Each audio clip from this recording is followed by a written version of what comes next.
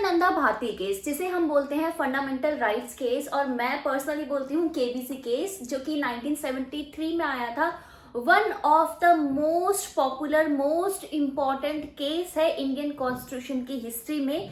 और आपके UGC net syllabus में जो इम्पोर्टेंट केसेस की लिस्ट है उसमें प्रायोरिटी नंबर 1 पे है। ये एक ऐसा केस था जिसने पूरा कॉन्स्टिट्यूशन देखने का नजरिया ही चेंज कर दिया। पहले डिबेट होती थी कि क्या आपका जुडिशरी सुपीरियर है या फिर हमारा पार्लियामेंट सुपीरियर है, क्या पार्लियामेंट हमारा कॉन्स्टिट्यूशन को अमेंड कर सकती है, संशोधन कर सकती है कि नहीं कर सकती, और अगर कर सकती है तो क्या क्या चीजें कर मतलब अमेंड हो सकते हैं। फर्दर इस केस के बाद एक नया कंसेप्ट आता है जिसे हम बोलते हैं बेसिक स्ट्रक्चर। क्या है ये केशवानंदा भारती केस, क्यों आया, ये कौन सी पहले अमेंडमेंट थी, ये केस के बाद क्या क्या अमेंडमेंट्स आई, इसके बाद क्या हमें क्लैरिटी मिली, जुडिशियल रिव्यू की पावर है कि नहीं है इसमें, और लैंड रिफॉर्म इससे कैसे एसोसिएटेड है, और क्या रिलेशन है अमेंडमेंट का विथ बेसिक स्ट्रक्चर। ये सारी डिटेल आज हम इस वीडियो में क्लियर करने वाले हैं, क्योंकि फर्स्ट ऑफ ऑल ये जो केस है, चाहे आप कोई भी पॉलिटिकल एग्जाम दे रहे हो, आपके इंडिया में कोई भी एग्जाम हो जिसमें पॉलिटिकल साइंस आती हो, तो वो सारे एग्जाम के लिए इंपॉर्टेंट है। पर पर्टिकुलरली यूजीसी नेट की जब हम बात करते हैं तो आपके लिए डिटेल एनालिसिस बहुत ज्यादा इंपॉर्टेंट हो जाती है, बिकॉज अब आपसे अंदर के प्रोविजंस पे क्वेश्चंस पूछे जा रहे हैं। मैं बात करती हूँ इस केस की, तो सबसे पहले नाम से ही शुरू करते हैं। तो देखिए ये केस है 1973 का। इस केस में 13 जजेस की बेंच बैठी थी, जो कि आज से पहले, मतलब इससे पहले और इसके बाद भी कभी भी 13 लोग नहीं बैठे। और इसका डिसीजन जो आया था उसकी मेजॉरिटी थी 7:6, राइट। और इसका अगर मैं नाम बोलूं तो इसका नाम है Keshavananda Bharati Sripadagalvaru versus state of Kerala. ठीक है, ये इसका नाम है आपके पास। बट बिफोर मैं ये आपका सेशन स्टार्ट करूं, फटाफट से चैनल को सब्सक्राइब कर लीजिए। डिस्कवर स्टडी में आप सभी का स्वागत है। मैं हूं प्रीति बोरा, आपकी यूजीसी नेट, आपकी पॉलिटिकल साइंस, आपकी रिसर्च मेंटर। और आपको कोई भी डाउट्स हैं, कुछ भी दुख दुविधा पीड़ा कुछ भी है, तो उसके लिए आप यूज कर सकते हैं कमेंट सेक्शन। कमेंट्स में आप मुझे लिख के बताइए कि आपको क्या कुछ इंपॉर्टेंट कमिटीज के रिकमेंडेशंस पढ़नी है, आपको कोई इंपॉर्टेंट ऑथर पढ़ना है, आपको कोई इंपॉर्टेंट थ्योरी पढ़नी है, आपको जो भी पढ़ना है ना वो आप कमेंट्स में छोड़ दीजिए, क्योंकि हमारी टीम हर एक वीकली बेसिस पे पूरे कमेंट्स एनालिसिस करती है। और जो टॉपिक बार बार आया होता है उसकी वीडियो आती है, जो कि आपने बार बार केशवानंदा भारती केस की बात करी थी, तो आज हम केशवानंदा भारती केस पढ़ने वाले हैं। वीडियो को लाइक जरूर कर दीजिए। देखिए लाइक जरूर करना है। साथ ही साथ मैं बता दूं, हमारी डिस्कवर स्टडी की ऐप है, जिसमें अगर आप चाहते हैं कि पॉलिटिकल साइंस हमें अच्छे से प्रिपेयर करनी है, चाहे वो यूजीसी नेट हो, चाहे वो यूपीएससी का सिलेबस हो, आपको लेक्चर पढ़ना है, आपको टेस्ट सीरीज करनी है, चाहे पेपर 1 की हो, तो वो सब के लिए आप मेरे कोर्सेज चेक कर सकते हैं डिस्कवर स्टडी में। और फर्स्ट यूनिट हर एक कोर्स की और फर्स्ट टेस्ट हर एक कोर्स का फ्री है। तो एटलीस्ट जाके ऐप डाउनलोड कीजिए, और एटलीस्ट जितना फ्री है वो कंटेंट आप अच्छे से एक्सप्लोर कर लीजिए। फ्री कंटेंट की लिस्ट में बहुत सारी मैंने बुक्स भी अपलोड कर रखी है। तो चलिए स्टार्ट करते हैं। ये केरला में केस था। इससे पहले एक बार बात कर लेते हैं कि कौन कौन से केसेस आए। ये केस की जो जड़ें हैं वो कहाँ है। ये केस की जड़ है इंडियन इंडिपेंडेंस के बाद लैंड रिफॉर्म से। जब हमारा इंडिपेंडेंस हुआ तो इंडिपेंडेंस होने के तुरंत बाद ही हमको लगा कि यार देखो, जमींदारी वगैरह ये वाला सिस्टम बहुत ही ज्यादा आपका एक्सप्लॉइटेटिव था। ठीक है, इसमें मतलब बहुत ज्यादा ऐसा था कि जो पेजेंट्स हैं उनकी लैंड ले ली गई थी बहुत सारे टाइम के लिए, बहुत लंबे टाइम के लिए, जैसे परमानेंट सेटलमेंट सिस्टम आप बोलते हो, रेवतवाड़ी सेटलमेंट आप बोलते हो, ठीक है ना, महलवाड़ी सेटलमेंट आप बोलते हो। तो ये सारी सेटलमेंट के थ्रू क्या हुआ था कि जो लोग ओनर्स थे ना, उनकी लैंड ले ली गई, उनको मेयर क्या बना दिया गया, टेनेंट्स की। ठीक है, आप अब मकान मालिक नहीं हो, आप किराएदार हो, आप ही लैंड ले लिए। और अब क्या करना है आपको, जितना भी आप इस लैंड में कुछ भी चीज उगाओगे, जो भी प्रोडक्शन होगा, उसका 50 से 55% आपको रेंट देना होगा। कहाँ अब इससे साफ पता चला है कि एक्सप्लॉइटेटिव सिस्टम था। बट आफ्टर इंडिपेंडेंस हमको क्लियर था कि हमारा जो भारत की, जो नए भारत की जो आपकी एक प्रिंसिपल और उसका जो स्ट्रक्चर संरचना होनी है, वो कैसी होनी है, वो होगी on the basis of democracy, लोगों के जो कंसेंट है उसके बेसिस पे होगी। और कैसा होगा हमारा सिस्टम, इंक्लूसिव होगा, कि समावेशी होगा, ठीक है, सबको इंक्लूड किया जाएगा। तो हमें साफ साफ लगा कि यार ये तो एक्सप्लॉइटेशन था, ठीक है। अब हमने जमींदारी हटा दी, हमने जोतेदारी हटा दी, ये सारी चीजें हमने हटा दी, बट उनके पास जो लैंड थी वो तो हम कैसे लेंगे, राइट। हमने ये सब सिस्टम हटा दिया है, बट जो जमींदार है उनके पास बहुत सारी लैंड है। अब वो जो तो लैंड टेनेंट्स की जो पहले थे उनकी थी, अब वो क्या करेंगे, तो हमने वो सोचा कि हम करते हैं लैंड रिफॉर्म्स। लैंड रिफॉर्म्स करके हम एक लिमिट सेट कर देते हैं कि चलो इतनी इतनी आपके पास लैंड होगी, जो एक्सेस होगी वो हम क्या करेंगे, आपका डिस्ट्रीब्यूट करेंगे, और किस तरीके से प्रोडक्टिव में भारत की जो डेवलपमेंट है, विकास है, उसमें हम यूज करेंगे। तो अब एक क्वेश्चन उठ गया, क्वेश्चन ये था कि लैंड आपकी पर्सनल है, पर्सनल यानी कि ओनरशिप है आपकी, यानी कि हुआ आपका क्या है, राइट टू प्रॉपर्टी। उस समय राइट टू प्रॉपर्टी था एक फंडामेंटल राइट, यानी कि मौलिक अधिकार। और जब मैंने आपको कल एक लिस्ट दी थी कि कौन कौन से आर्टिकल्स इंपॉर्टेंट है, तो मैंने आपको बताया था कि आर्टिकल 32 के अंदर सारे जो फंडामेंटल राइट्स हैं वो क्या होते हैं, लागू कराए जाते हैं, ठीक है। इसका मतलब यह है कि कभी भी कोई भी आपका मौलिक अधिकार, फंडामेंटल राइट का उल्लंघन करता है, ब्रीच करता है, तो आपके पास पावर है कि आप ऐसे छोटे मोटे डिस्ट्रिक्ट या उससे नीचे वाले कोर्ट में नहीं जाओगे, आपके पास पावर है। आप डायरेक्टली आर्टिकल 226 के अंदर हाई कोर्ट एंड आर्टिकल 32 के अंदर सुप्रीम कोर्ट जा सकते हैं, जिसमें वो 5 तरीके की रिट घोषित कर सकते हैं, जो कि इन लोगों का, जो सुप्रीम कोर्ट और हाई कोर्ट है, इनका एक्सक्लूसिव, इनका आपका जुरिस्डिक्शन होता है, राइट। सो अब ये प्रॉब्लम आ गई, तो हमने बोला कि अगर हम जमींदार की लैंड ले लेंगे तो हमारे भारत के जो कानून है उसी को वो सामने, उसी का ही दिलासा देके वो क्या कर देंगे, वो आपके खिलाफ, गवर्नमेंट के खिलाफ केस कर देंगे, बोलेंगे कि गवर्नमेंट ब्रीच कर रही है फंडामेंटल राइट। और आपको पता है फंडामेंटल राइट कोई भी ब्रीच नहीं कर सकता, स्पेशली गवर्नमेंट तो बिल्कुल नहीं ब्रीच कर सकती। ऐसे में लैंड रिफॉर्म्स नहीं हो पाएंगे। तो सॉल्यूशन ये निकाला गया कि एक अमेंडमेंट होती है। अमेंडमेंट नंबर मैं अभी थोड़ी देर में बताऊंगी, जब तक आप मुझे फटाफट से बताइए, क्योंकि अमेंडमेंट में इकट्ठे पढ़ाने वाली हूँ, ठीक है। अमेंडमेंट करके क्या होता है, आपका 9th शेड्यूल, फर्स्ट अमेंडमेंट होती है ना, बताओ। तो 9th शेड्यूल एक ऐड किया जाता है, आर्टिकल 31 एक ऐड किया जाता है, जिसमें बोल दिया जाता है कि देखिए बाकी सारी चीजों में सारा इंडियन कॉन्स्टिट्यूशन लागू है, बट जो भी चीज आपका 9th शेड्यूल के अंदर हमने डाल दी ना, उस पर आप कोई क्वेश्चनिंग नहीं करोगे, राइट। अब आप अगर क्वेश्चनिंग नहीं करोगे तो इसका मतलब क्या है कि अगर उधर हमने फंडामेंटल राइट्स को ब्रीच करके भी हमने उधर डाल दिया तो आप कर सकते हो। लेकिन इस पे भी बवाल मच गया, इस पे ये बवाल मच गया कि देखो पहले तो हमें ये बता दो कि पार्लियामेंट की क्या पावर है अमेंड करने की, क्या पार्लियामेंट जो भी आपका हमारे पास प्रोविजन है क्या वो अमेंड कर सकता है। क्योंकि जब हमारा कॉन्स्टिट्यूशन बना था तो वो कॉन्स्टिट्यूएंट असेंबली के बेसिस में बना था, उनके द्वारा बना था। तो कॉन्स्टिट्यूएंट असेंबली के पास ही पावर होती है आपका ये जो कॉन्स्टिट्यूशन है इसको अमेंड करने की। तो अगर आपको अमेंड करना है, ये प्रोविजन डालना है, तो पहले एक कॉन्स्टिट्यूएंट असेंबली बनाओ। ये डिबेट पूरे आपके भारत में छिड़ जाती है, राइट।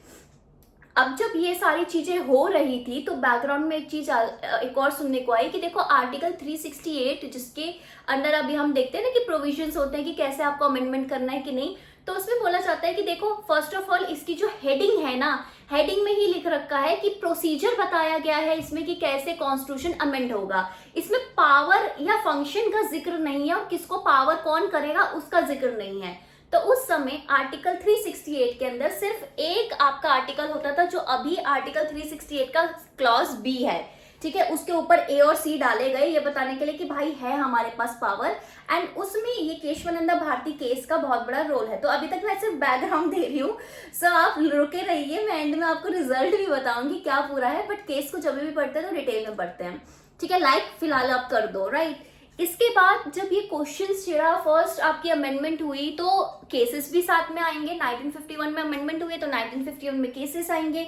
तो आता है आपका शंकरी प्रसाद केस, जिसमें सुप्रीम कोर्ट बोलते हैं कि देखो पार्लियामेंट है ना, उनके पास पावर है कि वो कॉन्स्टिट्यूशन के किसी भी पार्ट को अमेंड कर सकते हैं, चेंज कर सकते हैं, इंक्लूडिंग फंडामेंटल राइट्स। तो अब तो हम देखते हैं कि यार देखो बेसिक स्ट्रक्चर को नहीं चेंज किया जा सकता, तभी हम अपने इंडियन कॉन्स्टिट्यूशन को बोलते हैं कि एक लिविंग डॉक्यूमेंट है। ठीक है। लिविंग डॉक्यूमेंट मतलब कि ठीक है एक ब्लेंड है आपका, एक तो रिजिडिटी का कि भाई ठीक है कुछ चीजें हैं जो नहीं चेंज की जा सकती। भारत एक डेमोक्रेसी है, लोकतंत्र है, कल को तुम ये नहीं कर सकते कि हाँ राजा वगैरह से रूल बना सकते हो, ऐसा नहीं हो सकता। लेकिन वहीं बदलते टाइम के साथ साथ, मॉडर्निटी के साथ साथ, नए नए इश्यूज के साथ साथ अब कुछ कुछ चीजों को इंक्लूड भी करना होता है, इनकॉर्पोरेट करना होता है कॉन्स्टिट्यूशन में, बिकॉज कॉन्स्टिट्यूशन हमारे इंडिया का सबसे सुप्रीम लीगल डॉक्यूमेंट है।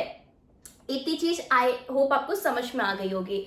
इसके तुरंत बाद आ जाते हैं सज्जन सिंह केस। उस केस में भी यही बोला कि नहीं, सुप्रीम कोर्ट सही कह रहा है कि पार्लियामेंट कुछ भी चेंज कर सकता है। बट प्रॉब्लम कहाँ आती है? प्रॉब्लम आती है गोलकनाथ केस से। ये जो गोलकनाथ केस है ये था 1967 का, ठीक है। अब इसमें सुप्रीम कोर्ट एकदम उल्टी आपका दे देता है डिसीजन। वो बोलते हैं कि देखो पहले हमने शंकरी प्रसाद और सज्जन सिंह केस में जो भी बोला था ना, सब हटाओ, ठीक है। पार्लियामेंट कोई भी अमेंडमेंट नहीं कर सकता। इसमें फर्स्ट टाइम ऐसा हो जाता है कि पार्लियामेंट नहीं कर सकता अमेंडमेंट, ये अलाउड ही नहीं है। और एक डिबेट छिड़ जाती है कि क्या सुप्रीम कोर्ट ने जो बोला है वो माना जाएगा या पार्लियामेंट ने जो अमेंड किया गया है वो माना जाएगा। इन शॉर्ट इन दोनों में से सुप्रीम कौन है, और क्या पार्लियामेंट कुछ चीजें अमेंड कर सकता है या कुछ चीजें अमेंड नहीं कर सकता। और ये सारे चैलेंजेस इकट्ठे करके एक केस आता है जिसे हमने आज, जो हमारा आज की डिस्कशन का टॉपिक है, केशवानंदा भारती केस, ठीक है। केशवानंदा भारती केस बेसिकली ये जो आपके प्रीवियस केसेस है इनको चैलेंज करता है। और क्या चैलेंज करता है? वो चैलेंज करता है amendment number 24, amendment number 25 and amendment number 29, ठीक है। 24, 25 और 29वीं जो भी संशोधन है ना, उसको वो चैलेंज करता है। तो चैलेंज करके क्या होता है, तो सबसे पहले ना हम देख लेते हैं कि इस अमेंडमेंट में क्या था। तो 24th कॉन्स्टिट्यूशनल अमेंडमेंट आई थी 1971 में, ठीक है। तो 71 में, that mean Kesavananda Bharati case से जस्ट 2 साल पहले आई। और इन्होंने बोला, इस अमेंडमेंट ने बोल दिया, तो पार्लियामेंट को ऑब्वियसली 71 में आई है, तो गोलकनाथ वाला गुस्सा पहले से था कि ऐसे कैसे बोल दिया, पार्लियामेंट कैसे अमेंडमेंट नहीं कर सकता कुछ भी चीजें। तो पार्लियामेंट ने अमेंडमेंट करी 24th, और उसने ये लिखा कि आपके पार्लियामेंट के पास अनलिमिटेड पावर है, mind my words, unlimited powers हैं कॉन्स्टिट्यूशन के कोई भी प्रावधान को, प्रोविजंस को संशोधन करने की या अमेंडमेंट करने की, इंक्लूडिंग क्या, फंडामेंटल राइट्स, जो कि आपका क्या है, एक तरीके से आपके लिए एक वरदान रूप है, राइट, वो भी अमेंड कर सकता है। इसका मतलब पार्लियामेंट ने अपनी साइड से बताया कि देखो हम सुप्रीम हैं, ठीक है, हम सुप्रीम हैं, आप सुप्रीम नहीं हो। लेकिन अब पार्लियामेंट को पता है उन्होंने पुराने वाले लैंड रिफॉर्म्स तो करने थे, तो इन्होंने 25th अमेंडमेंट भी करा सेम ईयर में 1971 में। और उन्होंने क्या करा, उन्होंने बोला कि देखो राइट टू प्रॉपर्टी में ना थोड़ी हम रिस्ट्रिक्शंस लगा देते हैं, और उन्होंने आर्टिकल 31 का आपका 31C ऐड लगा करा, ठीक है। इंडियन कॉन्स्टिट्यूशन में 31C किया, जिससे राइट टू प्रॉपर्टी में कुछ रिस्ट्रिक्शंस लग जाती हैं, एंड जिसके बेसिस पे आपका ये लैंड रिफॉर्म कर पाए, राइट, इजीली ये इनका हो पाए, क्योंकि पहले प्रीवियस केसेस में आपका 9th शेड्यूल ऑलरेडी चैलेंज हो चुका था। अब ये करते हैं 29th अमेंडमेंट। इस अमेंडमेंट में ये जो केरला के लैंड रिफॉर्म्स एक्ट है ना, उसको इन्होंने डाल दिया 9th शेड्यूल में, इंक्लूडिंग जुडिशियल रिव्यू, कि इस पे भाई जुडिशियल रिव्यू भी नहीं होगा, राइट, कि ये तो भाई 9th शेड्यूल में गया हुआ है, इस पे कोई केस नहीं हो सकता, इसमें कोई जुडिशियल रिव्यू नहीं हो सकता। बाय द वे, आप में से किसी को पता है जुडिशियल रिव्यू क्या होता है? देखिए, जुडिशियल रिव्यू ये होता है कि जैसे कोई भी आपका लेजिस्लेशन आता है, तो क्या वो सही है या नहीं है, अगर कुछ लगता है कि यार इसमें कुछ गड़बड़ है, सही नहीं है, तो कोर्ट आके खुद से ऑर्डर नहीं देती कभी कभार कि हाँ नहीं ये होना चाहिए, वो होना चाहिए, तो कोर्ट जुडिशियली रिव्यू करती है कि हाँ ये जो लेजिस्लेशन, ये जो आपका रूल आया है, इसको जुडिशियल एक रिव्यू देखते हैं कि लीगली ठीक है कि नहीं है। इसकी पावर आपको आती है आर्टिकल नंबर 13 के अंदर से। और ये इंस्पायर्ड कहाँ से है, कौन से केस से इंस्पायर्ड है, क्या इंडियन केस है वो आप मुझे बताएंगे।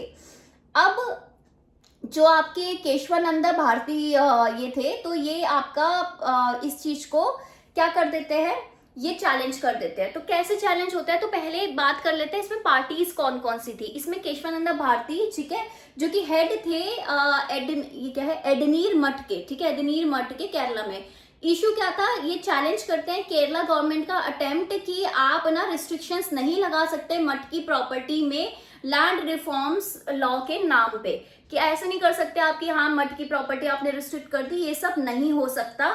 और इसमें आपका ये प्रॉपर्टी, ये बेसिकली एक प्रॉपर्टी वाला मसला था, लेकिन ये जाते जाते पार्लियामेंट की पावर को भी क्वेश्चन कर देता है, ये भी क्वेश्चन कर देता है कि क्या सब सारी चीजें अमेंड हो सकती है कि नहीं हो सकती है। आर्टिकल 368 को भी क्वेश्चन कर देता है, साथ ही साथ ये क्वेश्चन कर देता है आपका जुडिशियल रिव्यू की पावर को, ठीक है। इतनी सारी पावर को, ये सब चीजें जब क्वेश्चन हो जाती है तो कोर्ट के सामने मेन इशू क्या होते हैं, मुद्दे क्या होते हैं कि क्या पार्लियामेंट के पास पावर है कॉन्स्टिट्यूशन अमेंड करने की, क्या पार्लियामेंट, अच्छा पावर है तो क्या फंडामेंटल राइट्स कर सकते हैं ये मतलब अमेंड। अच्छा अगर ये जो पार्लियामेंट की ये जो अमेंडमेंट वाली पावर है तो क्या हम इसे आर्टिकल 13 के जो लॉ की डेफिनेशन है उसके अंदर हम डाले कि नहीं डाले, तो क्या इस पे जुडिशियल रिव्यू होगा कि नहीं होगा, और अगर पार्लियामेंट के अमेंडिंग पावर में कोई लिमिटेशन है तो वो क्या है। तो इससे पहले ना कभी कोई लिमिटेशंस नहीं लगी थी। तो जजमेंट आती है 24 अप्रैल 1973 में, 13 जजेस की बेंच थी, मैंने कहा था सबसे बड़ी अभी तक की जो आप देख सकते हो, एंड 7/6 इसमें डिसीजन आता है। की फाइंडिंग ये आती है कि देखिए पार्लियामेंट के पास डेफिनेटली पावर है कॉन्स्टिट्यूशन को अमेंड करने की। क्यों है पावर, क्योंकि देखो जो हमारा कॉन्स्टिट्यूशन बना था वो बहुत साल पहले बना था। अब जैसे समय बदलता है नई नई चीजें आती हैं, चाहे वो इकोनॉमी में बोल लो, पॉलिटिक्स में बोल लो, सोशली बोल लो, कल्चरली बोल लो, टेक्नोलॉजिकली बोल लो, हर एक चीज आती है और उसकी नई चीज के साथ साथ हमें नए कानून भी बनाने पड़ते हैं। तो अगर पार्लियामेंट के पास पावर ही नहीं होगी तो हमारा कॉन्स्टिट्यूशन एक लिविंग डॉक्यूमेंट डेफिनेटली कभी भी हम उसे कंसीडर नहीं करेंगे, ठीक है। अब अगर उसे हम नहीं कंसीडर करेंगे तो वो क्या होगा, वो प्रोग्रेसिव नहीं होगा और इंडिया को आगे ले जाने की जगह वो पीछे लेके जाएगा। दूसरा, लेकिन क्या ये पावर अनलिमिटेड है, तो इस पे आपके सुप्रीम कोर्ट ने बोला नहीं, इस पे लिमिट्स हैं। लिमिट्स क्या है, तो इन्होंने एक नया कंसेप्ट लेके आए which was known as the basic structure, ठीक है, कि भाई जो कॉन्स्टिट्यूशन, जो पार्लियामेंट के पास पावर है वो कुछ भी अमेंड कर सकते हैं but basic structure of the constitution amend नहीं कर सकते। अब ये बेसिक स्ट्रक्चर क्या है वो उस समय किसी ने डिफाइन नहीं किया, उन्होंने यही बोला कि समय आने के साथ साथ हम धीरे धीरे हर एक चीज डिफाइन कर सकते हैं, बट अभी हम बता सकते हैं कि क्या बेसिक स्ट्रक्चर है, यानी कि बेसिक संरचना हमारे इंडियन जुडिशियल सिस्टम की, जैसे कि जस्टिस होगा, जस्टिस का कंसेप्ट, डेमोक्रेसी होगी, लोगों के पास राइट्स होंगे, पार्लियामेंट, आपके पास प्रेसिडेंट होगा, पार्लियामेंट होगा, these are part of basic structure. और आप सभी को पता है हमारे इंडियन कॉन्स्टिट्यूशन में सब कुछ आपके डाला हुआ है हमारे हर एक प्रोविजंस में, ठीक है। तो ये नया कंसेप्ट आपके पास आता है। अब फंडामेंटल राइट्स क्या अमेंड कर सकते हैं क्या नहीं कर सकते, इन्होंने बोला फंडामेंटल राइट्स भी अमेंड हो सकते हैं, बट सारे फंडामेंटल राइट्स, वो फंडामेंटल राइट्स जो कि पार्ट है बेसिक स्ट्रक्चर का, उसको तुम अमेंड नहीं कर सकते। दैट मीन्स क्या है कि पूरा कॉन्स्टिट्यूशन 2 पार्ट्स में डिवाइडेड है, राइट। सो अब फिर ये पूछा गया कि जो 24th और 25th आपकी अमेंडमेंट कर रखी थी पार्लियामेंट ने, क्या वो सही है, तो इन्होंने बोला कि देखिए सारा पार्ट तो सही है, 24th में ये है कि भाई वो आप अमेंड कर सकते हो, कर लो भाई, ठीक है, लैंड रिफॉर्म 31C आप डाल सकते हो, डाल लो भाई, लेकिन इसमें ना 2 प्रावधान थे। एक प्रावधान क्या था, जुडिशियल रिव्यू का। इन दोनों अमेंडमेंट में ये लिखा था कि कुछ भी हम करें उस पर जुडिशियल रिव्यू नहीं होगा, उन्होंने बोला ऐसा नहीं होगा। एक, आप बेसिक स्ट्रक्चर चेंज नहीं कर सकते, दूसरा जुडिशियल रिव्यू की पावर आप नहीं ले सकते, लेकिन आप अमेंडमेंट कर सकते हो। तो देयरफॉर 24th और 25th जो अमेंडमेंट है वो आपकी वैलिड है, बट वो जो जुडिशियल रिव्यू वाला पार्ट है उसको आप स्ट्रक डाउन कर दिया गया, ठीक है। इतनी सारी चीजें इसमें हो जाती है। अब आप यही पूछोगे कि यार जुडिशियल रिव्यू क्या है। जुडिशियल रिव्यू देखिए ये है कि भाई देखो इंडिया का जो कॉन्स्टिट्यूशन है वो सेकुलर होगा, सेपरेशन ऑफ पावर होगी, फेडरलिज्म होगा, जुडिशियल रिव्यू होगा, रूल ऑफ लॉ होगा, फंडामेंटल राइट्स होंगे, फ्री एंड फेयर इलेक्शन होंगे, पार्लियामेंट होगा, हमारे पास प्रेसिडेंट होगा, ठीक है, डेमोक्रेसी होगी, जस्टिस होगा, ठीक है, इस तरीके से फ्रीडम होगा। ये सारे आपके नेक्स्ट आपके इसमें मेन पार्ट्स हैं। अब अगर आप बात करेंगे कि अच्छा ये जो चीजें हैं ये कैसे इंप्लीमेंट हुई, तो वो इम्प्लीमेंट होती है अमेंडमेंट, सब्सिक्वेंट अमेंडमेंट में, जैसे कि 42nd अमेंडमेंट, 44th अमेंडमेंट। अगर मैं केसेस की भी बात करूं तो मिनर्वा मिल केस, ठीक है, सर्वमयी केस, ठीक है, मेनका गांधी केस, ठीक है, मेनका गांधी, हाँ मेनका गांधी कह रही हूँ, इंदिरा गांधी वर्सेस राज नारायण केस, ये सारी इसमें ना, ये सारी चीजें ना एक्सपैंड की जाती है, ठीक है, ये सारी चीजें आपको हो जाती है। अब अच्छा, अब इसमें ना क्वेश्चन आता है, जैसे कि इंडियन कॉन्स्टिट्यूशन आपका रिजिड नहीं है, फ्लेक्सिबल और रिजिडिटी का एक मिक्सचर है, तो वो भी आप इसी से आप क्या करोगे, जस्टिफाई कर सकते हो, ठीक है। तो केशवानंदा भारती केस बहुत ही इंपॉर्टेंट है, क्यों, क्योंकि वो एक अमेंडमेंट को क्लैरिफाई किया, पार्लियामेंट और ये जो सुप्रीम कोर्ट की जो पावर है उसमें एक बैलेंस बनाया, ठीक है। उसके बाद आपका ये बताया कि बेसिक स्ट्रक्चर है, उसके बाद आपको ये बताया कि जुडिशियल रिव्यू है, उसके बाद आपको ये बताया कि जुडिशियल रिव्यू कैसे हो सकता है, कैसे नहीं हो सकता, ये सारे क्वेश्चंस को उन्होंने सॉल्व किया।